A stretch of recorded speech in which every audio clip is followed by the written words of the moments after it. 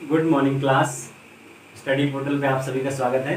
Study portal पे मैं हूं आपका दोस्त गौरव और हम यहां पर पढ़ रहे हैं साइंस, जिसके अंतर्गत हम फिजिक्स व केमिस्ट्री को आप जानते हैं बारी बारी से पढ़ते हैं। और आज जो हम पढ़ेंगे वो है केमिस्ट्री या रसायन विज्ञान। ठीक है, तो रसायन विज्ञान के अंतर्गत दोस्तों मैंने आज आपको जो टॉपिक लिया है वो है आपका मेटलर्जी और मेटल।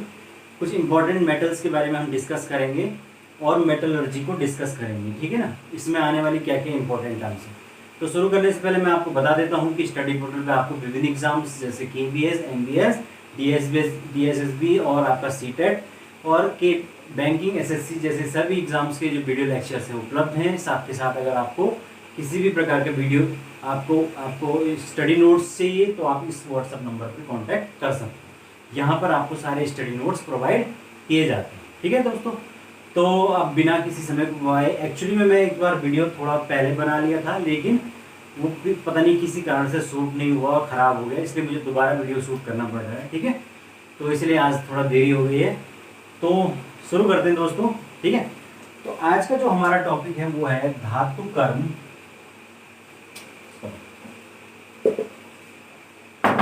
वो है धातु कर्म या मेटलर्जी। ठीक है ना, तो मेटलर्जी क्या होती है? मेटलर्जी या धातु कर्म का मतलब है कि जो मेटल जो अयस्क हैं उससे जब हम धातु को एक्सट्रैक्ट करते हैं, निकालते हैं या उनको पृथक करते हैं, तो उसमें क्या होता है, बहुत सारी जो रासायनिक और भौतिक प्रक्रियाएं, फिजिकल और केमिकल रिएक्शंस इन्वॉल्व होती हैं, प्रोसेस इन्वॉल्व होती है। यानी कुछ जो मेटल्स हैं वो तो आसानी से फिजिकल प्रोसेस से ही एक्सट्रैक्ट किए जाते हैं, कुछ केमिकल प्रोसेस से एक्सट्रैक्ट किया। तो ये सारा जो प्रक्रम है इसी को हम क्या कहते हैं, धातु कर्म या मेटलर्जी। ठीक है ना, तो इसका सीधा सीधा मतलब है कि मेटलर्जी का मतलब है अयस्कों से धातु निष्कर्षण में प्रयुक्त प्रक्रम। ठीक है ना, तो वो क्या कहलाता है आपका मेटलर्जी या धातु कर्म। अब इसके अंतर्गत कुछ टर्म्स आते हैं। सबसे पहले बात आती है खनिज या मिनरल। ठीक है, तो मिनरल या खनिज क्या होते हैं? ये मिनरल या खनिज होते हैं प्रकृति में पाए जाने वाले ऐसे पदार्थ होते हैं, प्राकृतिक पदार्थ होते हैं जो कि क्या होते हैं, जिनमें किस विशेष तत्व या यौगिक की अधिकता पाई जाती है। ठीक है ना, ऐसे पदार्थ जिनमें किसी विशेष तत्व या यौगिक की अधिकता पाई जाती है, वो क्या कहलाएंगे? आपके मिनरल्स या आपके खनिज कहलाएंगे। ठीक है ना, अब ये तो हो गया खनिज। अब हम बात करते हैं कि अयस्क क्या होता है। ठीक है, ये तो हो गया खनिज की जिसमें किसी विशेष धातु की अधिकता पाएगी। अब हम बात करेंगे कि अयस्क, जिनको हम कहते हैं ओर्स। तो ओर्स या अयस्क क्या होते हैं?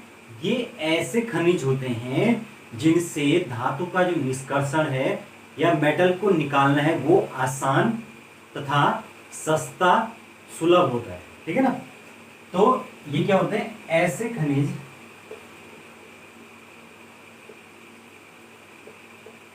जिनसे धातु का निष्कर्षण आसान, सस्ता होता है ना, सस्ता हुआ सुविधाजनक होता है।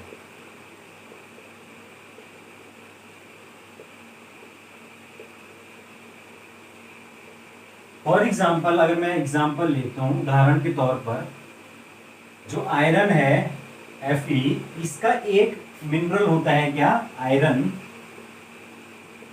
पायराइट्स। तो जो आयरन पायराइट्स है वो उससे जो है वो धातु निष्कर्षण क्या होता है, काफी कठिन होता है, बहुत कठिन होता है और काफी खर्चीला भी होता है। इस कारण से हम आयरन पायराइट्स को क्या नहीं बोल सकते, आयरन का एक अयस्क नहीं बोल सकते। हम आयरन को किससे निकालते हैं, हेमेटाइट और मैग्नेटाइट। अभी हम अलग से भी पढ़ेंगे जब तब देखेंगे।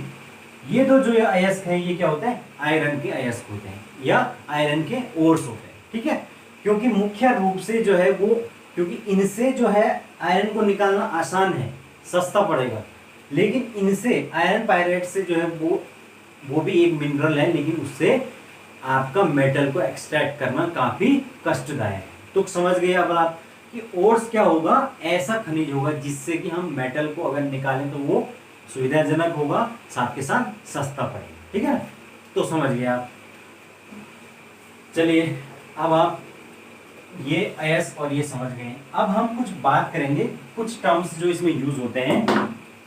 हमने खनिज की बात कर ली, अयस्क की बात की, अब हम बात करते हैं गैंग क्या होता है। गैंग, तो गैंग होता है कि जो यौगिक होते हैं उसमें निष्कर्षण के दौरान विभिन्न प्रकार की जो अशुद्धियां पाई जाती हैं, है ना। ये कह सकते हैं कि किसी मिनरल में जो विभिन्न प्रकार की अशुद्धियां, इंप्योरिटीज पाई जाती हैं, वो क्या कहलाती है, गैंग कहलाती है, ठीक है, समझ गए। अब गैंग के बाद एक चीज आती है आपका फ्लक्स। क्या होता है फ्लक्स, तो जो गैंग है उसको हटाने के लिए ऐसे पदार्थ जो है वो उसमें मिलाए जाते हैं मिनरल में, ताकि वो इस गैंग की जो अशुद्धियां हैं उनसे रिएक्शन करे और उनको हटाया जा सके। तो ये पदार्थ फ्लक्स क्या होते हैं, वे पदार्थ जो गैंग से अभिक्रिया करते हैं, समझ गए। यानी गैंग अगर बेसिक होगी तो ये एसिडिक होगा, और अगर गैंग एसिडिक होगी यानी एसिडिक इंप्योरिटीज होंगी तो जो फ्लक्स उसमें ऐड किया जाएगा वो क्या होगा, बेसिक होगा, ठीक है ना। और उसके बाद जो बनेगा वो बनेगा स्लैग, जिसको आप हिंदी में कहते हैं धातुमल। ये कैसे बनेगा, गैंग प्लस फ्लक्स और इससे बनेगा आपका स्लैग, समझ गए। अब इसको एक एग्जांपल से समझिए। जैसे कि कोई भी कंपाउंड है उसमें अगर कोई एसिडिक इंप्योरिटी, जैसे SiO3, ठीक है, SiO3 या इसको कहते हैं सिलिका ऑक्साइड, SiO3 नहीं है, सॉरी SiO2 है। इसको अगर हमने हटाना तो ये एक एसिडिक इंप्योरिटी है, इसमें हम मिला देते हैं आपका लाइम या चूना। चूना क्या होता है, CaO, और जब इसमें ये लाइम मिलाते हैं तो ये बन जाता है CaSiO3, ठीक है। तो ये जो CaSiO3 है ये क्या बना, आपका स्लैग बन गया, धातुमल हो गया। एक तरह से एसिडिक जो इंप्योरिटी है उसको इसने क्या किया, न्यूट्रल कर दिया, और ये जो स्लैग है इसको अब हटा दिया जाएगा, समझ गए। तो समझ गए कि धातुमल कैसे बनता है, गैंग प्लस फ्लक्स को मिलाकर बनता है, ठीक है ना। तो सिंपल है। चलिए अब आगे तो इस तरीके से हमने देखा कि जो मेटलर्जी है उसका प्रयोग होता है, और उसके बाद जो ये प्रोसेस होती है इनमें विभिन्न प्रकार की केमिकल प्रोसेस का इस्तेमाल किया जाता है जो कि मेटल को एक्सट्रैक्ट करते हैं। वो चीजें आपके लिए जानना जरूरी नहीं है, जो चीजें हैं जरूरी वो मैं बता रहा हूँ, ठीक है। अब हम बात करेंगे कि मेटल्स, धातुएं क्या होती हैं।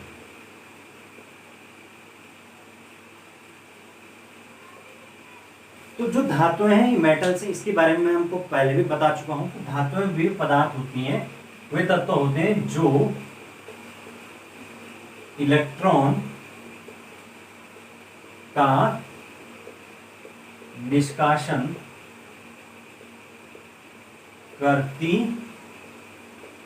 है, ठीक है।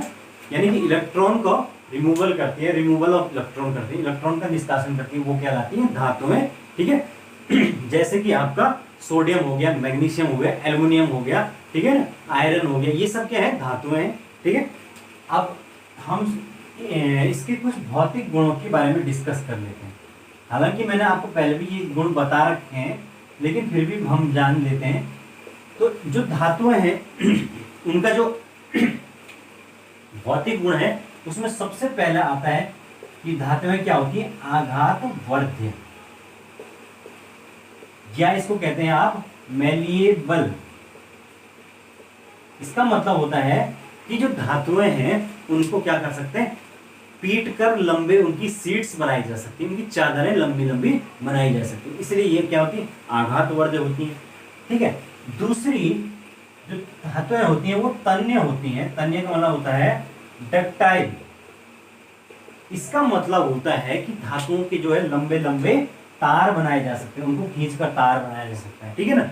अगर मैं बात करूं कि फॉर एग्जांपल के लिए अगर 100 mg की अगर चांदी हमारे पास अवेलेबल है तो उससे हम 200 मीटर लंबा तार बना सकते हैं। ये इसे क्या है, प्रॉपर्टी, समझ गए कि 200 मीटर तार जो है वो बना सकते हैं अगर 100 mg हमारे पास सिल्वर अवेलेबल, ठीक है।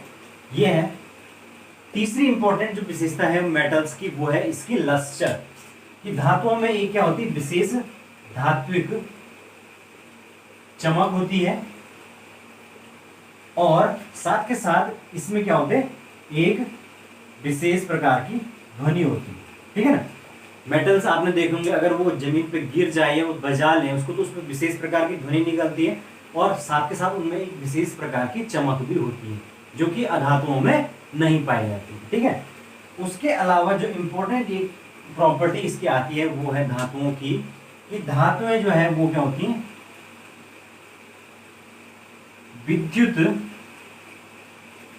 व ऊष्मा की चालक होती हैं, कंडक्टर, है ना। विद्युत व ऊष्मा की चालक होती हैं धातुएं। इस कारण से ही आपको पता है कि जो धातुएं हैं उनका इस्तेमाल तारों को बनाने में किया जाता है। जो इलेक्ट्रिक वायर्स होती हैं, इलेक्ट्रिक उपकरण होते हैं, उन सभी में धातुओं का इस्तेमाल होता है, क्योंकि ये हीट को कंडक्ट करती हैं, लाइट को पास करती हैं, जबकि अधातुओं का इस्तेमाल इस प्रकार से नहीं किया जा सकता, ठीक है ना। तो ये आप धातुओं के कुछ गुण समझ गए। अगर हम रासायनिक गुणों की बात करें तो जो धातुएं होती हैं वो क्या होती हैं, कई प्रकार की जो अधातुएं होती हैं, जैसे कि आपके ऑक्सीजन हो गया, नाइट्रोजन हो गया, हाइड्रोजन हो गया, इनसे रिएक्शन करके डिफरेंट टाइप के जो है कंपाउंड्स को बनाती है, ठीक है।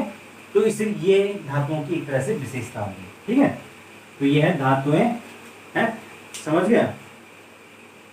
तो ठीक है, अब हम क्या करेंगे, कुछ इंपॉर्टेंट धातुएं हैं उनके बारे में मैं डिस्कस कर लेता हूं, फिर हम, क्योंकि वो जो उन धातुओं से संबंधित जो क्वेश्चंस हैं वो एग्जाम में पूछे जाते हैं, ठीक है। तो जितना भी आज हो सकेगा हम करेंगे। तो सबसे पहले हम बात करेंगे सोडियम की, सोडियम या Na, ठीक है।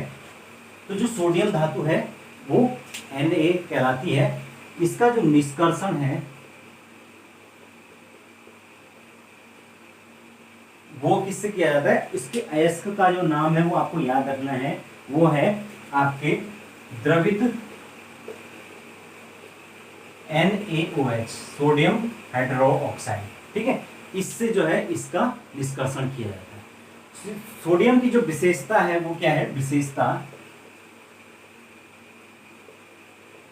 ये क्या होती है, काफी मुलायम धातु है और चांदी के जैसे, चांदी के समान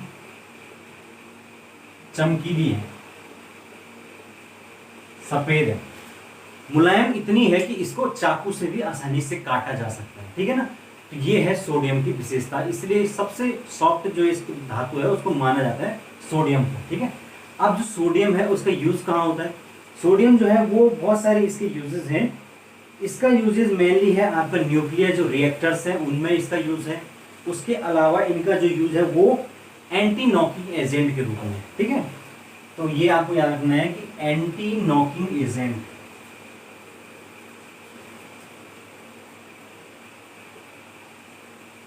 एंटी नॉकिंग एजेंट क्या होते हैं, ऐसे एजेंट जो पेट्रोलियम पदार्थों में मिलाए जाते हैं ताकि वो ठंड में क्या ना हो, जमे नहीं। जैसे इंजन जो है वो खराब जम न जाए, ठंड में पेट्रोल जम न जाए, उसको हटाने, उससे इंजन नॉक हो जाता है, तो उस नॉक को रोकने के लिए एंटी नॉकिंग एजेंट मिलाया जाता है, जो कि ये यहाँ पर सोडियम है। ठीक है ना, सोडियम एक तरह से एंटी नॉकिंग एजेंट का काम करता है। ठीक है, तो ये आपको याद रखना है। फिर हम इसमें जो हम बात करेंगे वो है इसके यौगिकों की, जिससे कि क्वेश्चंस बनते हैं। ठीक है ना, बाकी मैंने आपको बता दिया कि न्यूक्लियर रिएक्टर्स में भी ये यूज होता है। अब इसके यौगिक जो है वो बहुत बार पूछ लिए जाते हैं सोडियम की। ठीक है, तो यौगिक में अगर मैं बात करूं तो इसके जो पहला यौगिक है वो है NaOH। इसको हम कहते हैं कास्टिक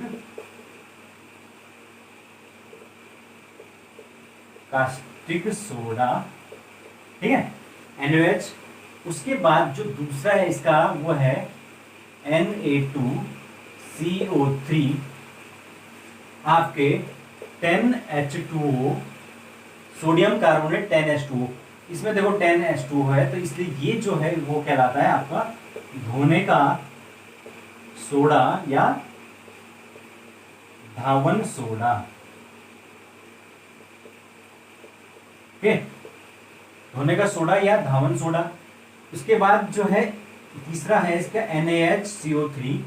ये जो सोडा है ये कहलाता है आपका बेकिंग सोडा, बेकिंग सोडा या खाने का सोडा, जो खाने में यूज होता है, खाने का सोडा। और उसके अलावा जो है NaCl, तो आप सब जानते ही हैं क्या है, साधारण नमक। ठीक है, तो ये इसके कुछ इंपॉर्टेंट इसके यौगिक हैं। उसके अलावा sodium nitrate NaNO3, sodium nitrate. ठीक है, यह है NaNO3। ये जो सोडियम नाइट्रेट है इसको हम कहते हैं Chile saltpetre. Chile saltpetre, Chile saltpetre का मतलब होता है, क्योंकि ये चिली और पेरू में सबसे ज्यादा पाया जाता है सोडियम नाइट्रेट, इसलिए इसको चिली सॉल्ट पीटर के नाम से जाना जाता है। ठीक है, तो ये आपका सोडियम हो गया, उसकी विशेषताएं हो गई, और उसके यौगिक आपको ये याद रखना है क्योंकि एग्जाम में पूछे जाते हैं। ठीक है, बेकिंग सोडा, खाने का सोडा और कास्टिक सोडा क्या क्या होते हैं। ठीक है ना, उसके अलावा ठीक है, फिर हम आगे के और तत्व जो है नेक्स्ट वीडियो में देखते हैं। ठीक है, नेक्स्ट वीडियो में हम आगे के तत्वों को देखते हैं।